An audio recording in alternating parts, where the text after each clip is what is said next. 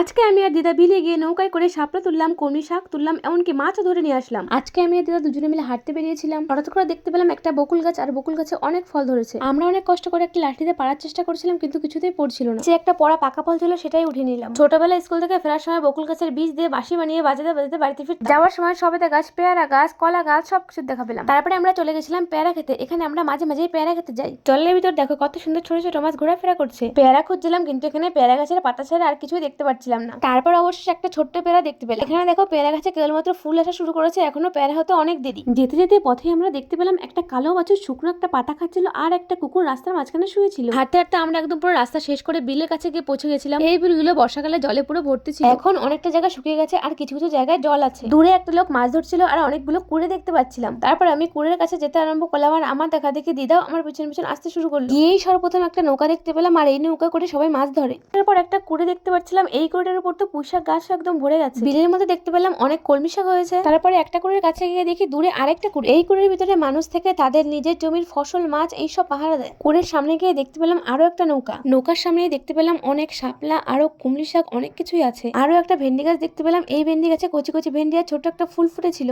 আর এইদিকে নৌকাটা দেখার পর থেকেই তো আমার মাথায় ছিল কখন নৌকাটা চড়বো। আমি দিদাকে বললাম, চলো দিদা নৌকায় করে আমরা শাপলা আর কুমড়ি শাক তুলে আনি। চট করে আমি নৌকার উপর উঠে নৌকার ভিতরে থাকা জলগুলোকে ছেঁচতে আরম্ভ করলাম। দিদাকে বলেছিলাম আমি নৌকার জলগুলো ছেঁচার পর নৌকার ওই পাশে যাবো, তারপরে তুমি উঠো। কিন্তু দিদা আমার কথা না শুনে নৌকায় চড়ে গেল, আর নৌকাটা আবার জলে। এখন কি আর করার আছে, আমি পুনরায় আবার জলগুলো ছেঁচতে আরম্ভ করলাম। আমার নৌকায় চড়তে এমনিতেই অনেক ভয় লাগে। আমি সাঁতার কাটতে জানলেও তারপরে আমার কেন জানি মনে হয় এই ডুবে যাবো, এই ডুবে যাবো। নৌকা চড়ার আগে আমি দিদাকে অনেকবার বলেছিলাম, দিদা তুই নৌকা চালাতে পারিস তো, তুই নৌকা চালাতে পারিস তো। দিদা নাকি তার বাড়ির সামনে নদীতে অনেক নৌকা চালিয়েছে। এটা শোনার পরে আমি নৌকা চড়ার সাহস পেয়েছিলাম, কারণ আমি নৌকা চালাতে একদমই পারি না। তারপরে ভয়ে ভয়ে আমি বেশ কয়েকটা শাপলা তুলে নিয়েছিলাম, আর দিদা ওদিকে নৌকা চালাচ্ছিল। একদিকে নিজেদের পড়ে যাওয়ার ভয়, অন্যদিকে মোবাইল দুটোকে বাঁচানোর চিন্তা। আমরা দুজন জলের ভিতর পড়ে গেলে তো আবার উঠে যেতে পারবো, কিন্তু মোবাইল দুটো যদি একবার জলে পড়ে যায় তাহলে ওই দুটো দিয়ে তো আর কোনো কাজ হবে না। আমার শাপলা তোলা দিকে দিদার হয়তো মন ভরছিল না, সেই জন্য দিদা এক হাতেই বইটা আর শাপলা তোলা শুরু করে দিয়েছিল। আর দূরে এই নেটের ভিতর অনেকগুলো মাছ আটকানো ছিল, যেগুলো লাফালাফি শুরু করে দিয়েছিল। দেখতে দেখতে আমরা এখানে বেশ অনেকগুলোই শাপলা তুলে ফেলেছি। শাপলাগুলোর হাইট দেখে তো তোমরা বুঝতেই পারছো যে এখানে জলের গভীরতাটা ঠিক কত ছিল। এবার আমরা কলমি শাক তুলতে আরম্ভ করে দিয়েছিলাম।